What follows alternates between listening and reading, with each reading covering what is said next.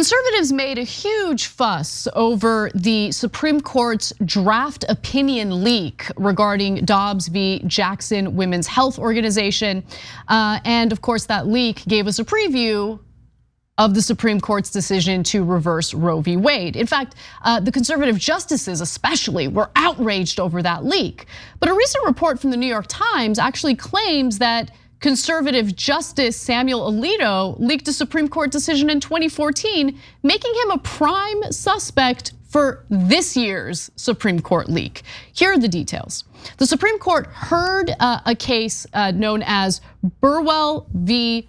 Hobby Lobby back in 2014. For those of you who don't remember that case or hadn't heard about that case, it had to do with Hobby Lobby, which is owned by evangelicals, not wanting to pay for health insurance that covers birth control or contraception for their employees, right? This was part of the Affordable Care Act. Employers had to provide health insurance to their employees. And in this case, Hobby Lobby said that they refused, due to their sincerely held religious beliefs, to provide health insurance that covers contraceptives. Now, the Supreme Court ruled 5-4 in favor of Hobby Lobby, and the ruling was in fact written by Samuel Alito. Now, here's the bombshell. In a letter to Chief Justice John Roberts Jr. and in interviews with the New York Times, a reverend by the name of Rob Schenck said that he was told the outcome of the 2014 case weeks before it was announced. He used that information to prepare a public relations push, records show, and he said that at the last minute, he tipped off the president of Hobby Lobby, the craft store chain owned by Christian evangelicals, that was the winning party in the case. Now, Schenck, who used to lead an evangelical nonprofit in Washington, said he learned about the Hobby Lobby opinion because he had worked for years to exploit the court's permeability. He gained access through faith, through favors traded with gatekeepers and through wealthy donors to his organization, abortion opponents whom he called stealth missionaries. So he actually had a couple hit up Supreme Court justices for dinners, for vacations, and their summer home rentals, that kind of stuff. Doing favors for these justices, which by the way, there should be laws against that.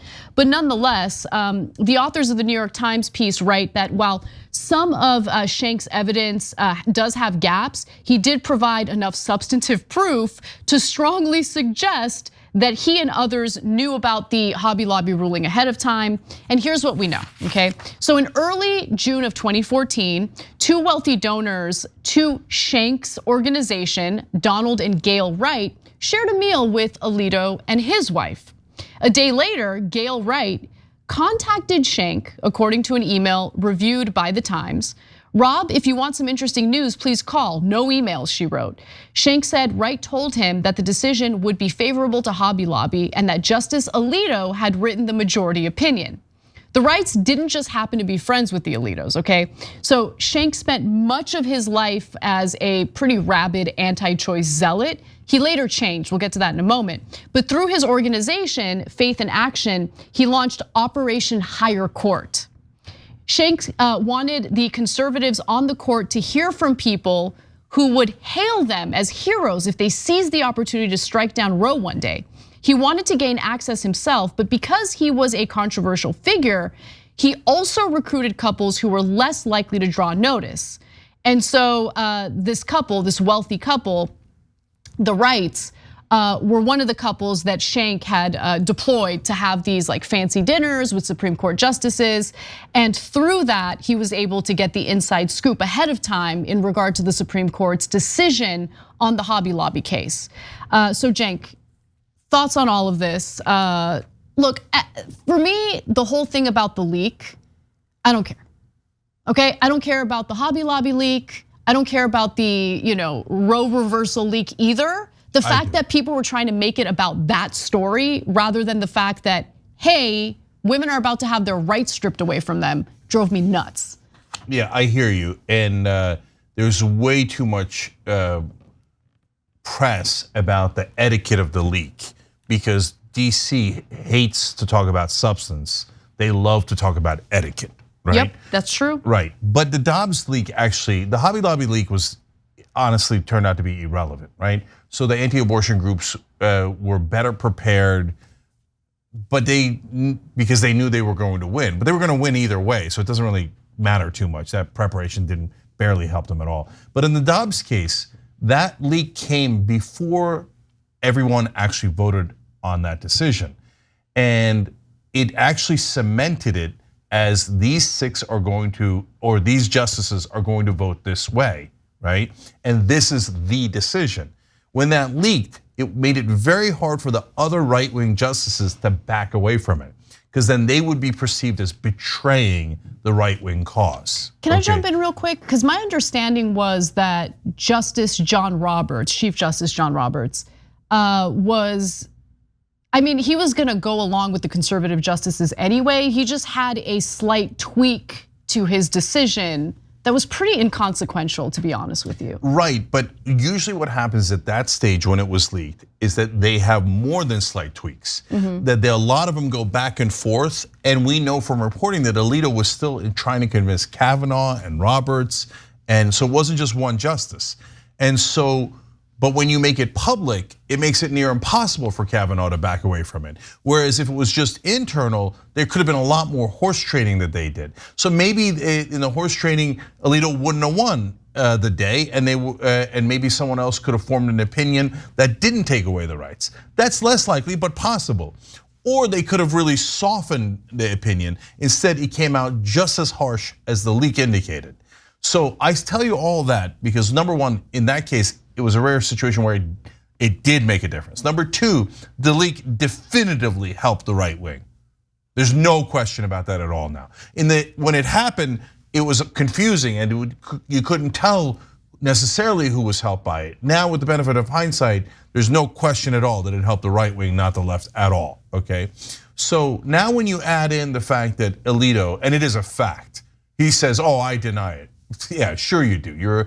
Alito's a giant liar. No one should ever believe a word Sam Alito says. I'll get back to why in this case in a second. But he says, yeah, sure, I didn't do this leak. But he definitely did in regards to the Hobby Lobby case.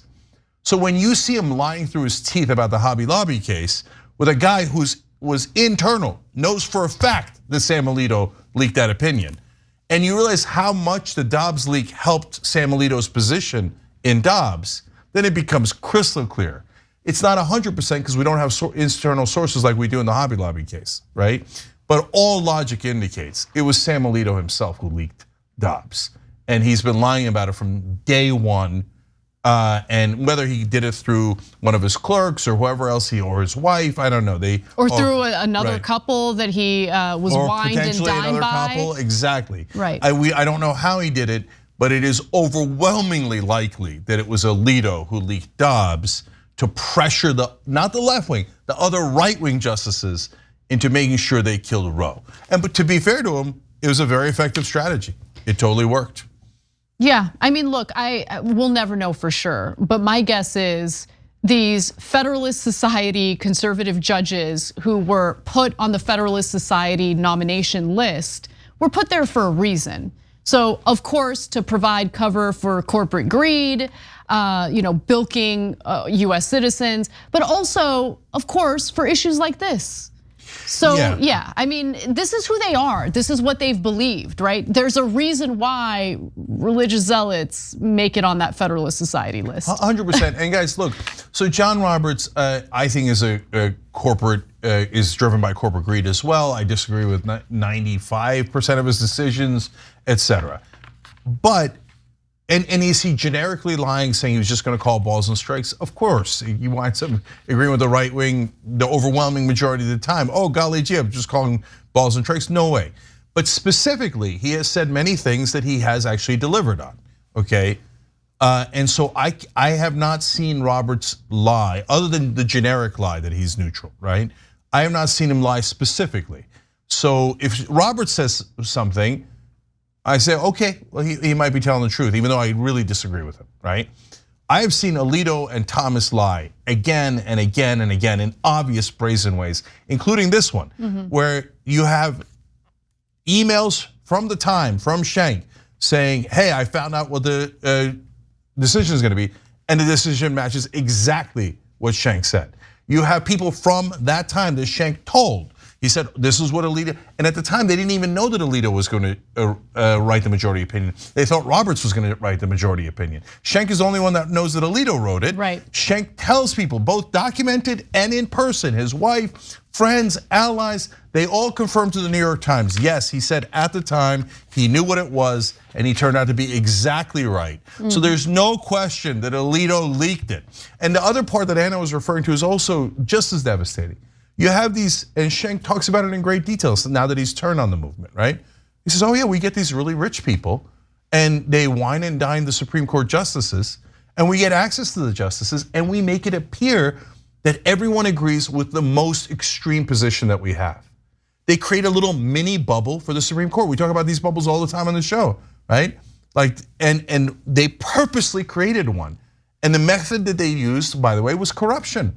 So Alito not only got taken out to dinners by these fancy couples, but he got to go stay at their fancy vacation homes and stuff like that. So they're literally wining and dining and giving them goods and becoming friends with them. By the way, that couple that has all that money, that are right-wingers, they know they're part of the plot. There's emails saying, oh, we're influencing him and we're pushing him in the right direction. And Alito says, if that's true, I'm deeply hurt. I thought, oh, get out of here. Please get out of here. Yeah, exactly. No, they love it. The corruption in this country is really incredible. I mean, probably the most corrupt country in the world. I'm not even exaggerating. And the reason why it's considered okay is because we've just legalized it. It's just, it's so gross. Thanks for watching The Young Turks, really appreciate it. Another way to show support is through YouTube memberships. You'll get to interact with us more. There's live chat emojis, badges. You've got emojis of me, Anna, John, JR, so those are super fun. But you also get playback of our exclusive member-only shows and specials right after they air. So all of that, all you gotta do is click that join button right underneath the video. Thank you.